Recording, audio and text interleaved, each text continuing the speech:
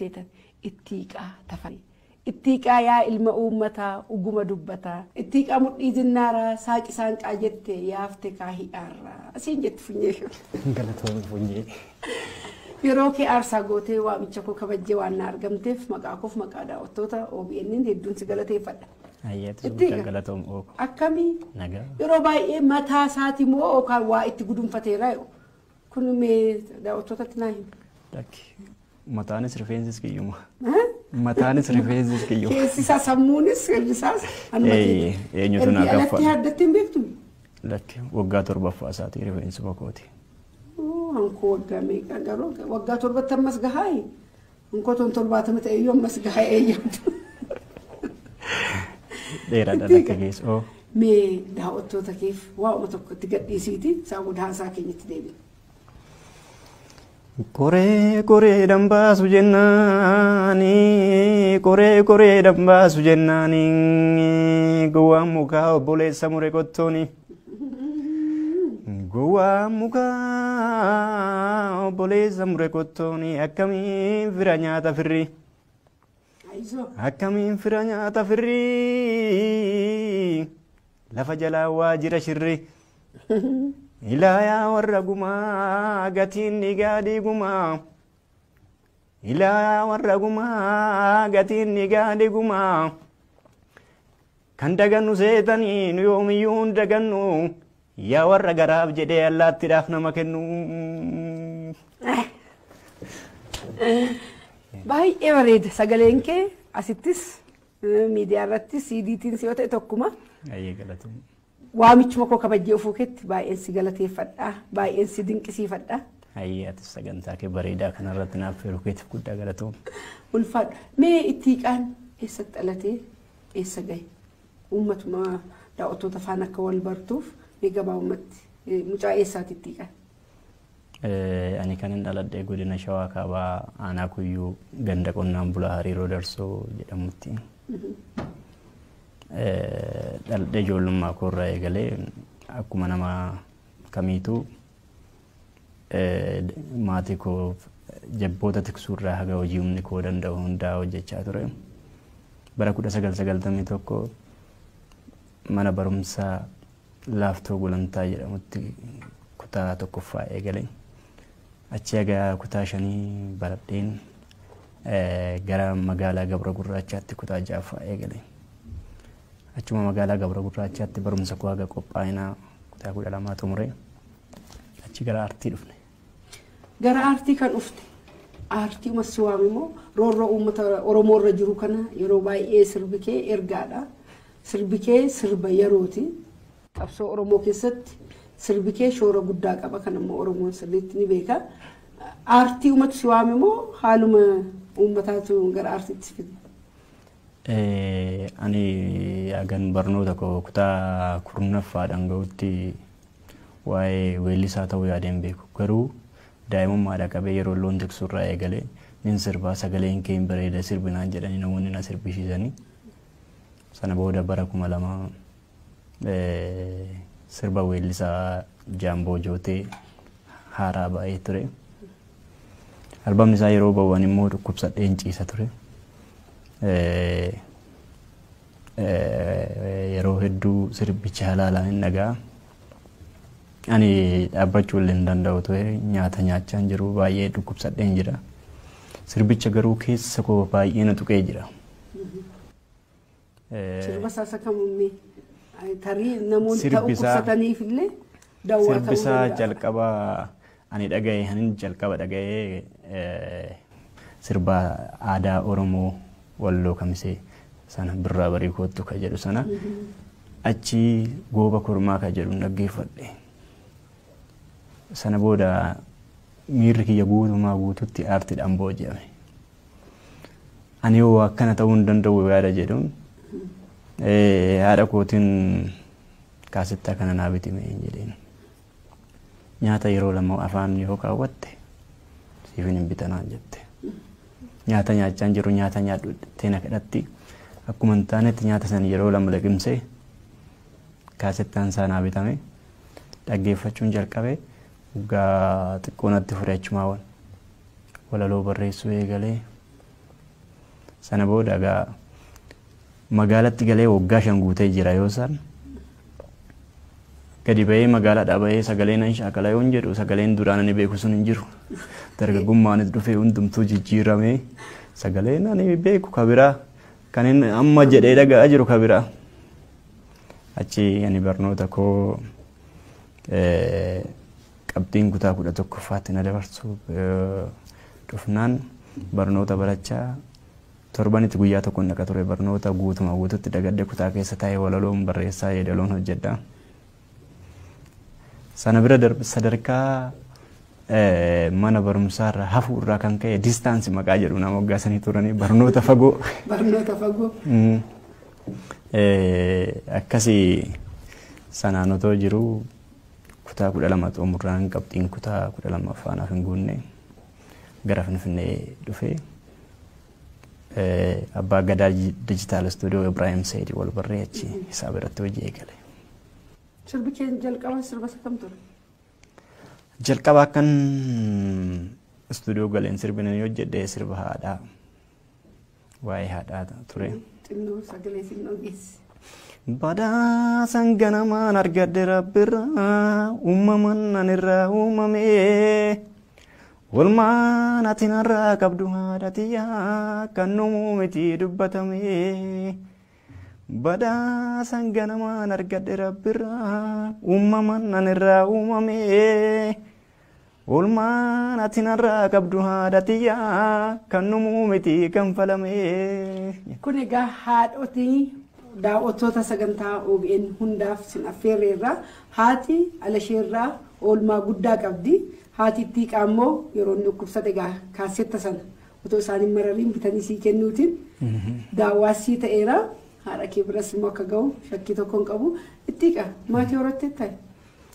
Maatii hin horanne dhiyeenya kana torbee 3 dura akkas ji'a tokko dura wanti haasa'amu Ittiiqaan jedha godhatee waldii jaalate maal jedhanii yeroon xiqqoo jijjiiramee sadarkaa ajjeefame hidhamee waan jedhurraa fooyya'ee bultii godhate jechuunis kunis waan tokko tarkaanfii tokko garuu wanti jiru soba'anii bultii hin godhanne fuulduratti garuu yoo waaqnedhe. Yoo waaqayyee. Hin oolu geesse naan jedhanii jiru. Irra darbi fe'ii malee maal geesse irra darbi. Nan dulloome. Homaa jirtu garuu si yeroo baay'ee artistoota nu hamatu hunda keenya. Artistoonni suusii qabu. Ati suusii isa kam qabda ta'a? Homaa. Hannan. Akka ati suusii hin qabne personaal annan beeka garuu daawwattoota keenyaaf.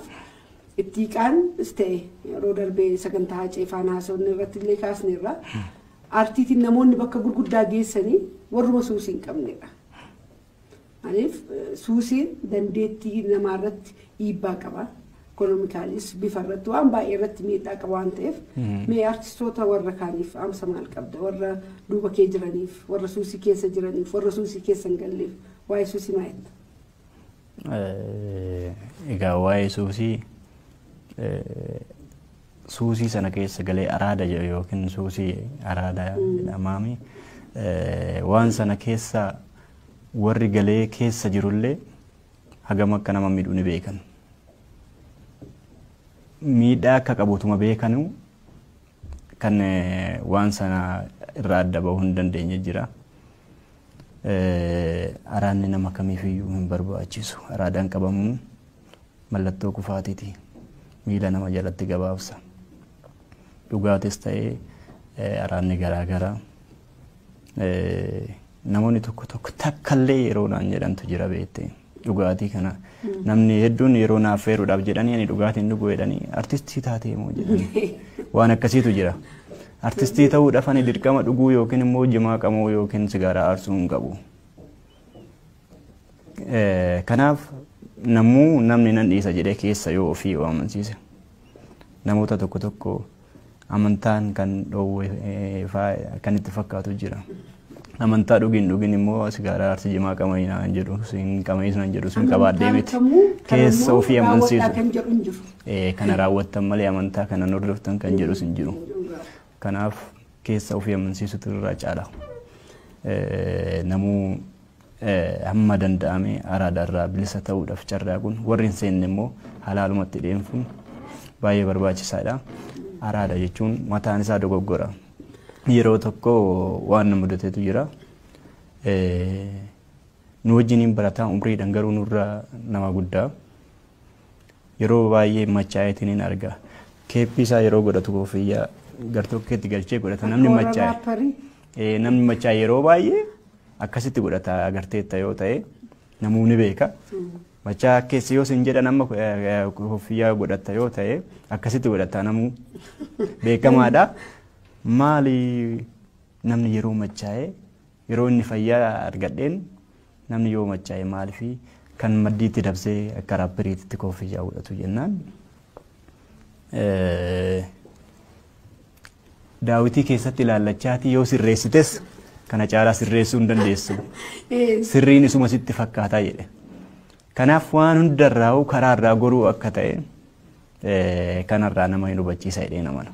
Sirriidha amma yeroo baay'ee artistoota faana keessumaa yeroo gaaffiif deebii godhu waa'ee araadaa kan hin kaasu ijoollee dandeettii akkamii qaban ijoollee bakka guddaa ga'u jennee yaadnu araada keessatti owwaalamanii bakka guddaa ga'u miti ofillee warra jireenya isaaniillee mo'uu hin dandeenye waan jiraniif baay'ee na gaddisiisu ijoollee ciccimoo meeqatu jimaa keessatti dhugaatii keessatti waan hafaniif kun immoo namoo hin danda'u gochuu hin danda'u otoo murteessanii ani araada kana dhiisuu nan danda'a yaani murteessuu danda'u namni sirrii uummatta hamma barbaadu dhugee normaalii jiraatu jira caatiis immoo hammuma barbaachisu bashannanuuf warri qaaman jiru garuu yeroo hunda akkuma nyaata akkuma dhugaa akka bishaan dhugnu akkuma nyaata nyaannutti fudhachuun dhiibbaa qaba artistii immoo kan adda taasisu namoota hedduutu duuba keenya jira ijoollee itti qaan yoo xuuxu namoonni si dinqisiifatan xuuxuun isaaniif homaa miti maaliif itti qaan godheedha kan kuni ofii keenya gochaa miti hin go'iinaan siniin jennu artistoonni obboloonni keenya nu caalaa beektu sin caalaa beeknee mitan sin gorsaa jirru garuu dagattanii waan jirtaniif please amma dandeessan suusi keessaa baay'een galatooma sirrii jette. Mee itti qaamtu artistiin taane ta'e maal ta'a ture? Otoon artistiin taane ta'e atuu kana nan gaafattu. Tarii otoon artistii ta'uu baadhee ani fedhii barsiisaa ta'uu xiqqoodhaa qabee fedhii barsiisaa ta'uu keessa koo ture. Ogummaa kun tuffachuu otoo hin taane ogummaa barsiisummaa baay'een jaaladha. Baay'een jaaladha ture. Barsiisan ta'an jedha ture. Namoonni tokko tokko ilaalcha adda ta'e kan qaban barsiisan ta'uu barbaada yeroo hin jedhe kan natti kolfan illee jiru. Ammumallee otoo ta'e ilaalchi koo suni hin jijjiiramne. Otoon artistiin ta'u ta'e fedhii barsiisaa ta'uun qaba ture. Sirrii uma filatteen barsiisaan waan hunda injiinaras dooktaras artistis beekaa biyya lafaarra jiru hunda kan barsiisu barsiisaadha. Waanuma sirrii filatteen dogongorreeti. Mee ittiiqa hanga har'aatti kan sirbaa turte ni beekna. Sirbi kee qabsoo Oromoo keessatti shoora guddaa qaba. Gara fuulduraa amma bilisoomneerra waan hundinuu guuteera jechuu koo miti. Gara fuulduraa sirbuma akkasiitiin itti fuftamoo sirboota kabraa ergaa kan jaalala itti kan jaalala beeka otoo yaamuma sirba jaalalaa tokko sirba bareedduu tokko nu baaste. Jaalala wallaalee miti jaalaluma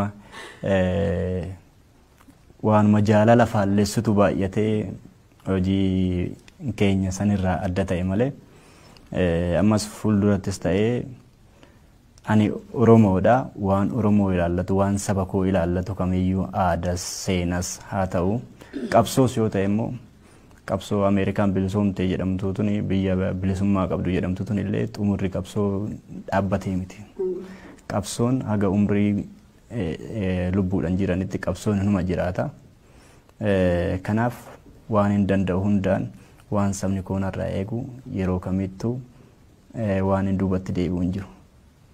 Sirba saanqaa keessumaa paartii xinnoo irratti paartii poolisii sana waan irratti hirmaadheeruuf namoonni baay'een persoonaal baay'ee na dinqisiifatu ishee hankoo ishee xiqqoo sana hankee immoo akka sirbaa otoo hin ta'in akka ergamaa waaqarraa akka kanaatti namoonni kan natti himan sitti garuu waa'ee sirba saanqaa jalqabuma sirboonni koo jabana roorroo irraa eegalee jabana roorroo didi itti muddii isaa kisaan kaa walirratti yoo barreessite hima tokkicha ta'a jechuun walitti ni dubbifama. Namni dubbisi.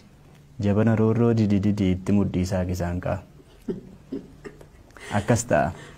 Kun itti yaadamee osoo hin taane haala yerootti waanuma yeroo sana jiru fakkeenyaaf amma saaqisaan kan dididiin yeroo jabana roorroo waliin yeroo maaster pilaanii sana garuu kan hojjetame sirba haadhaatti taanse bara 2003 sababa mana muuziqaa dhabamuutiin 2009 gahe 2004 xumurame 2009 uummata bira gahe sirboonni koo albamni guutuun isaan keessatti saaqisaan kaa didididii fi itti muddii qofatti itti dabalame jabana roorroon otoo waa'een maaster pilaanii gadi hin ka'in otoo maal hin jedhamin gara istuudiyootti kan xumuramee taa'aa turedha. Kanaaf waanuma yeroo sana jiruun wal fakkaataa quuqqaa uummata Oromoo keessa jiru ana keessa jira. Waanuma ana keessa jiru sana isaan keessa jirus waan ta'eef uummata biratti fudhatama guddaa argate hin yaada. Namoonni hedduun yaada nama jajjabeessu hedduun kennanii namni baay'een itti gammadee jira. Daa'imni hedduun afaan itti hiikkatteerti qoosan hedduun ittiin hojjetamee jira.